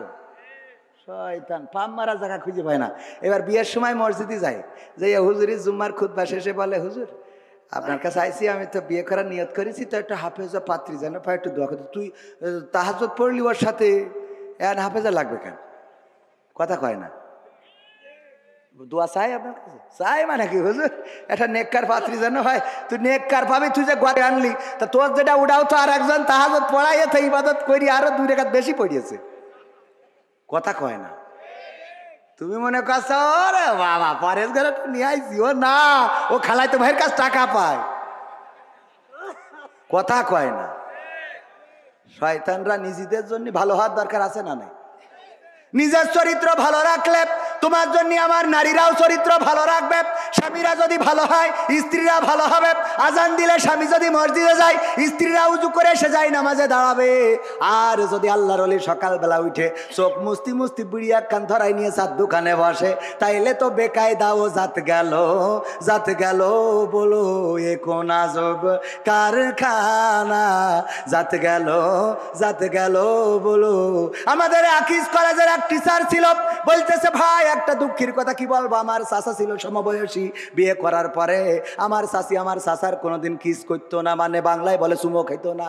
এইটা না করার কারণে একদিন অভিযোগ করতেছে, দেখছো তোর চাচির যদি বলার সুযোগ হয় তাহলে বলিস যে চাচার হক এইভাবে মেরে দিচ্ছেন কেস জন্যে। কি হক চাচা? বলছে দেখ সমবয়সী বলাই যায়, আমার ঠোঁটের কাছে ঠোঁট নীতি দেয় এই না রে। এইবার ও বলেছে চাচি গো আমার চাচা তো বন্ধুর মতো সম্পর্ক, একটা কথা একটু প্রকাশ করে বলেই ফেলাইছে, আপনার ঠোঁটের কাছে ঠোঁট নীতি দেন না, ওর ঠোঁটের কাছে আপনার ঠোঁট নেন না কেন? বলছে দুঃখের কথা কি বলবো ভাতিজা, বইলে যখন আমু বলি লজ্জা ভেঙে। তো চাচা বিড়ি সিগারেট খেয়ে মুখ যা করে রেখেছে, ওর পাশার কাছে ঠোঁট নেওয়া যায় তা মুখের কাছে না। সহ্য না করে পারবেন কি করে? আছে না নাই? এখানে বিড়ি খান কিডা কিডা? ও সব তো আল্লাহর পরহেজগার পীর সাহেব, কেউ খায় না যদি না খেয়ে থাকেন আলহামদুলিল্লাহ, আর যদি খান আজকে থেকে ছাড়েন, তা না হলে বলো অন্য কিছু ছাড়তে হবে রে। মনে থাকবে ইনশাল্লাহ। আপনি সুন্দর করে দাঁত ব্রাশ করিয়ে লিপজেল লাগায় ঠোঁটটা কায়দা করে মাখো করে রাখেন, দেখেন তো স্ত্রী হক আদায় করে কিনা। আমি ওইটা বলছি না, হক আদায়ের কথা বলছি। করবে না বিড়ি টাইনে, ওরে বাবা সুসমল্য অত গন্ধ করে। মসজিদে দেখবেন বেনামাজির পাশে দাঁড়ালি যেই আমিন বলে মনে হয় নামাজ ছেড়ে চলে যায়, পরে দুদিন পরে এসে পড়বা না। আছে না নাই? এই আবার গিলার ভাঙছে কিটা? এই ঠিক বললাম না বে ঠিক বললাম? এইগুলো পরিবর্তন হওয়ার দরকার আছে না নাই? তুমি যদি গু খাও ও তো পায়খানা এমনি খাবে, যে যেমন সে তেমন পাবে, কোরআনের কথা বাইরে আবার। এই জন্য পরিবর্তন দরকার আছে না নাই? পরিবর্তন আমাদের দরকার। পরিবর্তন তো নারীরা হইতে চায়। একবার আমার আব্বা বলতেছে, ওয়াজ শুনেছে যে ওগো নারীরা তোমরা যদি পারো স্বামীর চুল দে পা মুছাইয়ে দিবা তারপরে ঘুমাবা। এই ওয়াজ শুনে একজন মহিলা ধুপা খুলার, সে যেই আগে স্বামীর চুল দিয়ে ইচ্ছা মতো পা মুছাইয়েছে, ডইলে মুসাই তারপর শুয়েছে, শুয়ার পরে গন্ধের জ্বালায় বাঁচা যাচ্ছে না। গন্ধটা গন্ধ, দুর্গন্ধ। কিসের দুর্গন্ধ? পায়খানার গন্ধ। কোথা থেকে আসে? তাড়াতাড়ি করে সুইচ দিয়েতে চারিদিকে খোঁজে পায়খানার গন্ধ আসে কোথা থেকে, না কোথাও খুঁজে পাওয়া যায় না। হঠাৎ করে স্ত্রীর চুল টেনে এনে স্বামী বলছে পায়খানার গন্ধ তো চুলিতে আসছে। তো বলছে তা আসবে কেন? তুই জানিস আমি কি করে খাবো? আমি তো অন্যায় কিছু করিনি। হুজুর বলল যে স্বামীর চুল দে পা মুছাবা। রহিমা আলাইহিস সালাম চুল দে পা মুছাইয়ে দিত। আল্লাহর নবী বলেছেন যদি কেউ স্বামীর এমন করে খেদমত করে, যদি স্বামীর মাথায় হাত বুলায়, মুখমণ্ডলে হাত বুলায়, তাইলে মাথায় যত চুল আছে স্বামীর সমপরিমাণ চুলের সোয়াব ওর আমল নামায় লেখা হবে। আমার ডাক্তার মুরাদের বউ বলছে তাহলে আমার তো তেজ মারা সারা, কারণ আমার ডাক্তার একটা মাল নেই। ঠিক না বা ঠিক? আচ্ছা ওটা যাদের আছে তাদের তো হবে। ওগো আমার ভাইয়েরা, ওই স্ত্রী বলতেছে দেখো আমি যখন হুজুরের এই কথাটা শুনলাম তখন এসে তোমার চুল দে পা মুছাই তারপরে আমি শুইছি, এই হলো আমার অপরাধ। বলছে ওই জায়গায় তো খানা ফাইনাল রে। ওই যে মোড়ের ওখানে ও তাস খেলছিল টাকা দিয়ে, তাহলে কি হয়ে গেল? জুয়া। টাকা দিয়ে খেললে কি? কাঠ খেলছিল টাকা দিয়ে, রুইতন হাটতন টিকা রাজা বাদশা মার। ওরে বাবা হঠাৎ করে আর্মির গাড়ি এসে দাঁড়াইছে, আর অমনি বুঝতে পেরেছে খেলা ফাইনাল, এখনই গান গাওয়া লাগবে, তার থেকে আগেই দৌড় দিই। ও জুতো পাই দেয় নাই, গান গাওয়ার ভয়তে জুতো না পাই দিয়ে দৌড় দিয়েছে। বাঁশবাগানের নিচে দিয়ে গিয়েছে, কিটা ছেড়িয়ে রেখেছে, চটকাই দিয়ে চুপ করে শুয়ে রয়েছে। আর ওই দিন মুছাইছে কাজ। পরের দিন আমার মা বোনেরা, ধুবা খোলার মা বোনেরা ডেকে বলছে হুজুর ওয়াজ করা তো শিখেছেন, টাকাও তো ভালো নেন, কিন্তু কোন লাইনে ওয়াজ করতে হয় এখনো বোঝেন না। আপনারা আমাদের বললেন যে স্বামীর চুল দিয়ে পা মুছাই দেবেন, আমরা তো অবলা নারী, আমরা স্বামীর খেদমত করার জন্য চুল দিয়ে পা মুছাতে আপত্তি নেই, কিন্তু ওদের একটু বলে দেবেন যে ওই বাহাত্তারা যেন টিউবওয়েলের পাটা ধুয়ে তারপর শোয়, পাটা অন্তত ধুয়ে যেন শোয়। আজকালকের ছেলেরা বই নিয়ে আর বসে না, ও বাবা গুগলে সার্চ করিয়া পড়ে। ওরে কালের মেয়েরা কোরআন হাদিস ধরে না, এখনকার মা বোনেরা কোরআন হাদিস পড়ে না, ও আল্লাহ টিকটকে ভিডিও ওরা করে। আজকালকের ছেলেরা বই নিয়ে আর বসে না, ও বাবা মোবাইলে সার্চ করিয়া পড়ি। আগের সময় প্রেম করিলে আমার শফিকুর রহমান ভাই বলতো পাইছো কি, এখন বলে শখ করিয়া বাবু তুমি খাইছো কি। বলে না বলে না, বাবু তুমি কি খেয়েছ, না খেলে খেয়ে তারপরে ঘুমায়, টেক কেয়ার টেক কেয়ার। আরে বাবা কলা দেননি, বুড়ো দাঁড়িয়ে গেছে বাবু, আছে না নাই? আগের সময় প্রেম করিলে আমার মুরব্বীরা বলতো পাইছো কি, এখন বলে শখ করিয়া বাবু তুমি খাইছো কি। লজ্জা শরম নাই আইলাম কোন জামানাই, লজ্জা শরম নাই আইলাম কোন জামানাই, ভবিষ্যৎ দেখি অন্ধকারে। আজকালকের ছেলেরা বই নিয়ে আর বসে না, ও বাবা গুগলে সার্চ করিয়া পড়ি। নতুন করে হয়েছে চালু এখন আবার কোন ট্রেন্ড, পরিচয় করাই দেখি এই আমার গার্লফ্রেন্ড। আছে না নাই? গদখালি যদি হঠাৎ করে দেখা হয়, বুরকা বলা, পিছনে বাইকের পিছনে সালাম দেবেন, ভাবি কেমন আছেন, দোস্ত কবে বিয়ে করলি জানালি নে তো, হঠাৎ করে বলে আরে না এখনো বিয়ে করি নাই, বিয়ে করলি তো জানবি। এটা তাইলে কিডা, পরিচয় করাই দিলে এই আমার গার্লফ্রেন্ড। আছে না নাই?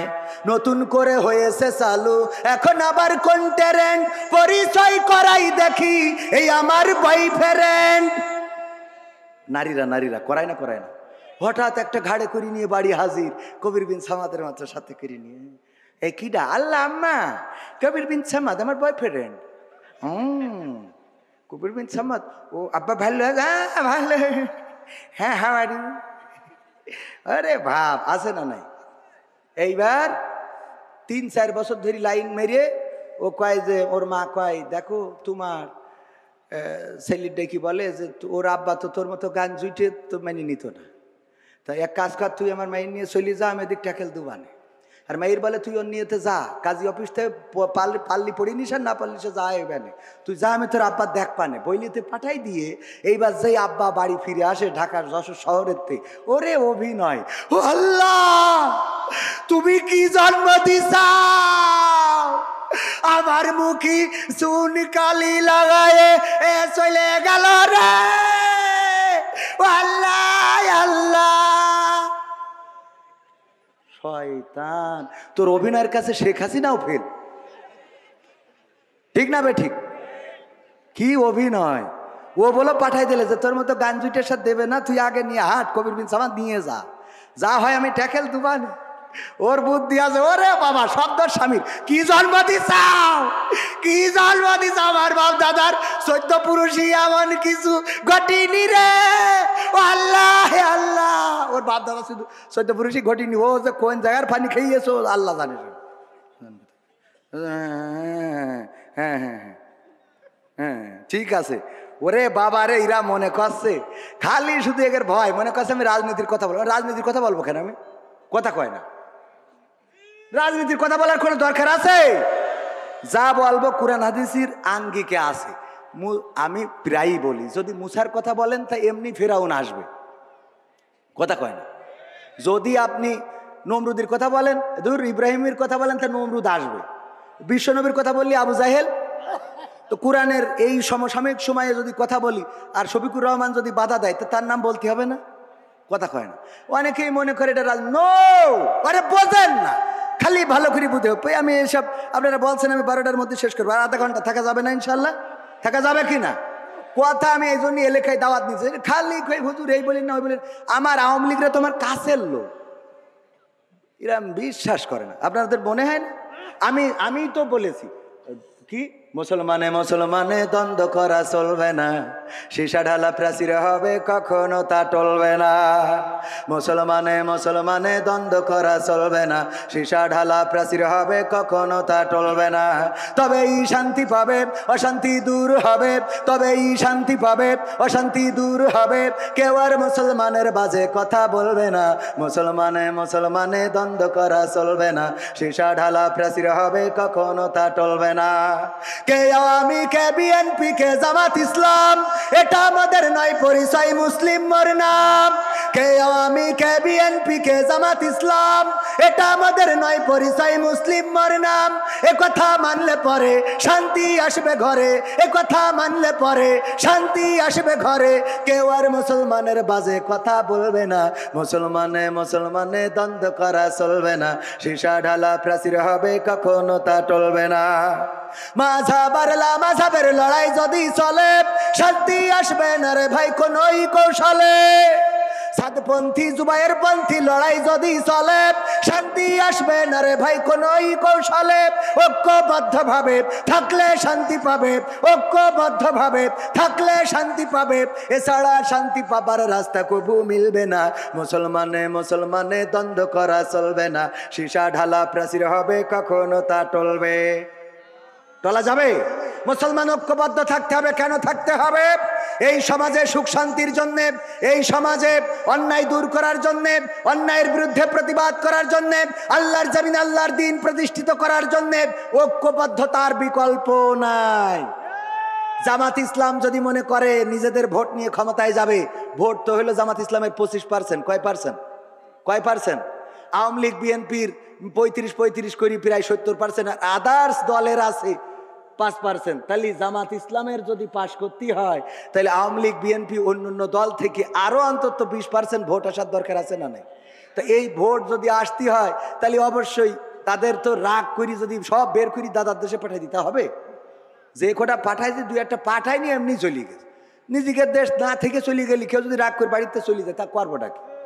কথা কয় না, মনের অভিমানে চলে গেছে। আমরা কিন্তু আসলে এই দেখেন আছে না, সবাই মিলেমিশে থাকাটাই দরকার। তবে দেশে অন্যায় হচ্ছে, জুলুম হচ্ছে। ওই যে আমরা দেখেছি লঞ্চের মধ্যে বালুবাহী বা পণ্যবাহী সারবাহী লঞ্চে 7 জনকে হত্যা করা হয়েছে। এখন হত্যা যেন একদম মামুলি ব্যাপার হয়ে দাঁড়িয়েছে। আওয়ামী সরকার ক্ষমতায় থাকতেও মোটামুটি জবাবদিহিতা ছিল, কিন্তু এখন যেন অপরাধের কোনো জবাবদিহিতা নাই। আপনারা একমত নাও হতে পারেন, না হইলেও করার কিছু নেই, অন্যায়ের বিরুদ্ধে বলবো। তাতে যদি এই সরকার আবার ধরে নিয়ে যায় তাও অসুবিধা নেই। কথা ঠিক না বে ঠিক? তো ভয় পাই না। কেন পাই না? আগের সরকার তাহাজ্জুদ পড়ি ভোট নিয়েও থাকতে পারি না, এরা তো নামাজই পড়ে না। ঠিক না বে ঠিক? সুতরাং ভয়ের কোনো কারণ আছে? এই 7 জনকে কেন হত্যা করা হলো, এই তথ্য উদ্ঘাটন করা রাষ্ট্রের দাবি। যারা হত্যা করেছে অন্যায় ভাবে, আমরা দেখেছি ওই লঞ্চের ক্যাপ্টেন, তার মেয়ের বিবাহ আছে, বিবাহ অনুষ্ঠান হবে, কিন্তু মেয়ের বিবাহে থাকতে পারে নাই। অনেকের সংসার, পরিবার, সন্তান আছে, যাদেরকে অন্যায়ভাবে হত্যা করা হলো। কেন হত্যা করা হলো, কিভাবে হত্যা করা হলো, এটা অবশ্যই অতি দ্রুত তদন্ত করে তাদেরকে শাস্তির আওতায় আনার দরকার আছে না নাই? তাদেরকে শাস্তির আওতায় না আনলে এইভাবে হত্যাকাণ্ড বাড়তেই থাকবে। বলেন ঠিক কিনা? এরপরে আমার ব্রাহ্মণবাড়িয়া মানেই তো কুপাকুপির একটা জেলা। ছোটখাটো বিষয় নিয়ে দা বল্লভ নিয়ে আগের মতো লড়াই করে, যদিও ব্রাহ্মণবাড়িয়ায় অনেক ভালো মানুষও আছেন আলহামদুলিল্লাহ।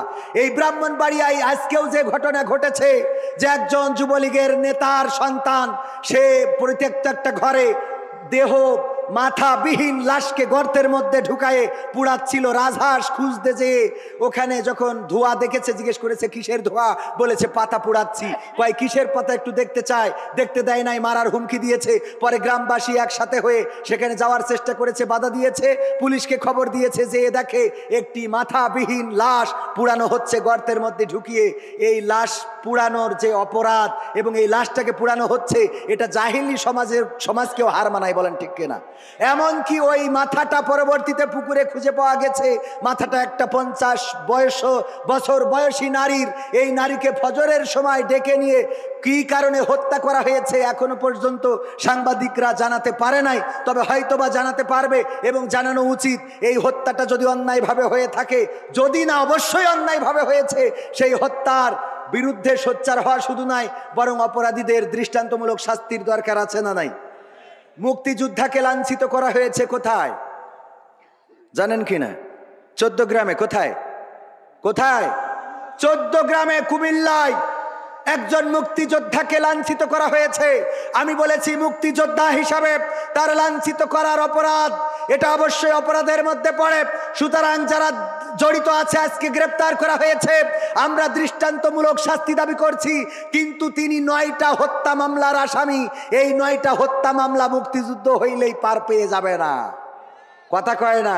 সাদেক হোসেন খোকাকে যখন রক্তাক্ত করা হয়েছিল, তখন এই বীর পুরুষ, এই গেরিলা যুদ্ধের অন্যতম প্রধান, তার পক্ষে কথা বলার মতো সুশীল সমাজ পাওয়া যায় নাই।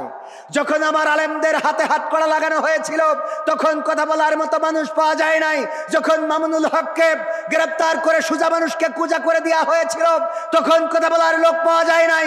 যখন আমির হামজাকে হাতে হাত কড়া পরিয়ে জেলখানায় রেখেছিল, তখন কথা বলার মতো সুশীল পাওয়া যায় নাই।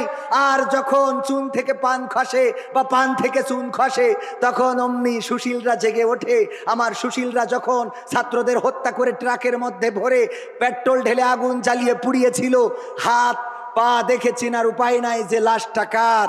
এই লাশগুলো নিয়ে কথা বলার মতো সুশীল পাওয়া, কথা কয় না। আপনি সুশীল আমি মানলাম, কিন্তু যখন ওই যে সুশীল কেমন, এক দারোগা থানা কামাই করেছে আগের সময়, তখন থানা কামাই করলি দারোগা বা তাদের যে উপরের কর্মকর্তা থাকে, ও বেদে পিটাইতো। তো এই জন্যই জানে যে পিটাবে, পিছনে বস্তা বাইন্ধে নিয়ে তারপরে গেছে যে পিটান যা দেবে বস্তার পরে। তো এখন যেই বলছে, স্যার আমি তো একটু বউ নিয়ে পিকনিক করতে গেছিলাম, তো এই জন্য দেরি হয়ে গেছে। কয় তোর 100 বেত্রাঘাত। বললি বেত মারা শুরু করিস, ও তো জানে অসুবিধে নেই। ও বাস্তা বেঁধে নিয়ে গেছে 2-3টে, হয়েছে সালার বাস্তা। ওই নিয়ে এখন ওই বাস্তা তো বেঁধেস কায়দা করি, এখন যেই একটু সাইড সুইডি পড়ে, যেই উপরে পড়ে কয় স্যার একটু নিচে করি মারেন স্যার। এবার যেই নিচে পড়ে কয় স্যার একটু করি উঁচু করি মারেন স্যার, স্যার একটু ডানির দিকে চাপাই মারেন স্যার, স্যার একটু বাদ দিক, মানে ওর বাস্তার পরে পড়তে হবে। কথা কি বোঝা গেছে? কথা বোঝেননি তো? আমাদের কাজ হইলো বাস্তার পরে পড়া লাগবে। হুজুর ডানি বলেন, বাই বলেন, বাই বলেন, হ্যাঁ। আমার কথা হইলো বাস্তার পরে পড়লে হবে না। সুশীল হলি কায়দা মতো সব জায়গায় সুশীলগিরি দেখাইতে হবে। সুশীলগিরি সব জায়গায় দেখাই না বলে এই সমাজের অপরাধ কমছে না, বলেন ঠিক কিনা? আমরা তারা যারা জুলুমের বিরুদ্ধে প্রতিবাদ করি, নাটোরে মন্দিরে হামলা হয়েছে, বলা হচ্ছে যে ডাকাতরা ছিনতাই করতে যে হামলা করেছে একজন, সেখানে থাকা প্রতিবন্ধী মানুষ বা মানসিক চাহিদা সম্পন্ন মানুষ, তাকে হত্যা করা হয়েছে। আমি ব্যক্তিগতভাবে তার বিচার চেয়েছি এবং এটার বিচার করতেই হবে, বলেন ঠিক কিনা? কারণ আমার দেশে মন্দিরে হামলা হবে এটা আমরা মানব না। আমাদের ইসলাম এটা শেখায় নাই, আমাদের রাসূল এটা শেখায় নাই, আমাদের ধর্ম এটা বলে না। বরং আমাদের ধর্ম বলেছে যার ধর্ম সে তার কর্ম করবে, এতে কোনো আপত্তি। আমরা দাওয়াত দিতে পারি, কিন্তু তাদের উপরে জুলুম করতে পারি না। আমরা তাদের কাছে দাওয়াত নিয়ে যেতে পারি, কিন্তু বাধ্য করতে পারি, এটার নাম ইসলাম। আর এই ইসলামের কথা যারা বলে, তাদের নিয়ে এত চুলকানি, এত ষড়যন্ত্র, এত ডানে বামে কথাবার্তা কেন? মালাই ভাষায় একটা গজল বলেন, মালাই ভাষায় গজল বলা লাগবে এখানে। মালয়েশিয়ায় যারা ছিল তারা হয়তো 2-1 বসবে, যারা ছিল না তারা বসবে না। তো আমার এর আগের রিকোয়েস্ট যেটা, সেটা রাখতে চাই। আপনারা শুনতে রাজি আছেন? আর একটু সময় থাকা যাবে? আমার বাংলাদেশের এই সঙ্গীতটা গোটা প্রবাসীদের জীবন নিয়ে, গোটা প্রবাসীদের, হ্যাঁ, প্রবাসী ভাইয়েরা অনেক সহযোগিতা করেছে এই মাহফিলের জন্য। আজকের এই সঙ্গীতটা প্রবাসীদের জন্য অনুরোধ বা উৎসর্গ করছি। আমার বাংলাদেশের প্রবাসীদের গল্প বলি শোনো, আমার ধোপা খোলার প্রবাসীদের গল্প বলি শোনো। এ গল্প তো কল্পনা নয়, তোমরা কি তা জানো ও ভাই? এ গল্প তো কল্পনা নয়, তোমরা কি তা জানো? আমার বাংলাদেশের প্রবাসীদের গল্প বলি শোনো। পল্লী গায়ের দুরন্ত ছেলে বাপে ডাকে খোকা, হঠাৎ করে ঢুকলো মাথায় বিদেশ যাওয়ার পোকা। রোগে শোকে ক্লান্ত পিতা, খাটার নাই উপায়, বেকার ছেলের এমন কথায় বাবাও দিল সাই। ক্ষেতের জমি হালের গরু বিক্রয় করে দিয়ে বাকি টাকা করলো পূরণ মায়ের গহনা নিয়ে। অনেক আশা বুকে বেঁধে ছাড়লো যখন বাড়ি, সে যে কি বেদনা বিধুর ছিড়লো যেন নারী। মায়ে কান্দে, ভাইয়ে কান্দে, কান্দে আপন জন, চোখের জলে বুক ভেসে যায়, শক্ত করে মন। এমন মানুষ কোন সে জনাব, এমন মানুষ কোন সে জনাব, তোমরা কি তা জানো? আমার ধোপা খোলার প্রবাসীদের গল্প বলি শোনো। আমার যশোর জেলার প্রবাসীদের গল্প বলি শোনো। বিমানেতে বসে খোকা জানালারি পাশে, নীল আকাশে তাকিয়ে দেখে মায়ের ছবি ভাসি। আঁচল দিয়ে চোখ মুছে মা প্রভুকে যে বলে, আল্লাহ তুমি ভালো রেখো আমার কোলের ছেলে। খোকা যে ছিল মা জননীর কলিজারি বোটা, ভাবতে সব চোখ ভিজে জল পড়লো ফোটা ফোটা। এমন মানুষ কোন সে জনাব, এমন মানুষ কোন সে জনাব, তোমরা কি তা জানো? আমার ধোপা খোলার প্রবাসীদের গল্প বলি শোনো। আমার যশোর জেলার প্রবাসীদের গল্প বলি শোনো। নদ নদী আর সাগর নগর দিয়ে খোকা পাড়ে পৌঁছালো যে অতি সাধের বিদেশের বাড়ি।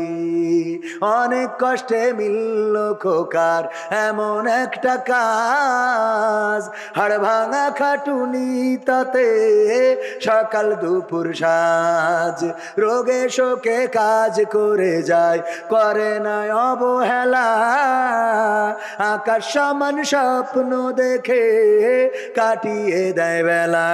মা জননীর সাথে যখন খোকা কথা কয়, বলে বাবা কেমন আছো জানতে ইচ্ছা হয়। মাগো আমি ভালো আছি, মাগো আমি ভালো আছি, দুঃখ নেই তো কোনো। আমার বাংলাদেশের প্রবাসীদের গল্প বলি শোনো। আমার মালয়েশিয়ার প্রবাসীদের গল্প বলি শোনো। হঠাৎ করে বাবা বলে টাকার যে দরকার, তোর মায়েরই বড় অসুখ, দেখাবো ডাক্তার। চিন্তায় আমার বাড়ছে আবার তোর বোনেরই নিয়ে, দিনে দিনে হচ্ছে বড়, দিতে হবে বিয়ে। তোর ভাইয়েরই লেখা পড়ার খরচ বেড়ে গেছে, দরকার এখন অনেক টাকার, তোর কাছে কি আছে? পাইনি বেতন এখনো খোকা, পকেটটা যে ফাঁকা, তবুও বলে ভেবো না বাবা, দেবো আমি টাকা। এমন মানুষ কোন সে জনাব, এমন মানুষ কোন সে জনাব, তোমরা কি তা জানো? আমার ধোপা খোলার প্রবাসীদের গল্প বলে শোনো, আমার সৌদি আরবের প্রবাসীদের গল্প বলে শোনো। দিন মাস গুনে খোকা এখন পৌঁছালো বছরে, করতে হয় কাজ এখন যে তার 10 তলার উপরে। হঠাৎ করে কি হতে কি যেন হয়ে গেল, 10 তলারই উপর থেকে খোকা পড়ে গেল। আকাশ সমান স্বপ্নগুলো আকাশে গেল উড়ে, দেহ থেকে প্রাণ পাখিটা গেল যে ভাই ছেড়ে। বন্ধুরা যে এসে দেখে রক্তে তরতর, নিথর দেহ পড়ে আছে জমিনের উপর। এমন মানুষ কোন সে জনাব, এমন মানুষ কোন সে জনাব, তোমরা কি তা জানো? আমার ধোপা খোলার ওই প্রবাসীদের গল্প বলে শোনো, আমার মালয়েশিয়ার প্রবাসীদের গল্প বলে শোনো। পাঠাতে হবে লাশটা দেশে, আপন তো কেউ নাই, বন্ধুরা সব মিলে মিশে করলো এ কাজটাই। শুনে এ খবর মা জননীর সে কি আহাজারি, তার কান্দনে আকাশ বাতাস হচ্ছে যে ভাই ভারী। অবশেষে খোকার কফিন পৌঁছালো যে বাড়ি, ভাই বোনার গায়ের স্বজনের সে কি আহাজারি। মা জননী কেঁদে বলে ওরে আমার ছেলে, বিদেশ থেকে কোন দেশে তুই গেলি আবার চলে। মাগো আমি সুখানিতে, মাগো আমি সুখ কিনিতে জীবন দিছি জানো। আমার ধোপা খোলার ওই প্রবাসীদের গল্প বলি শোনো।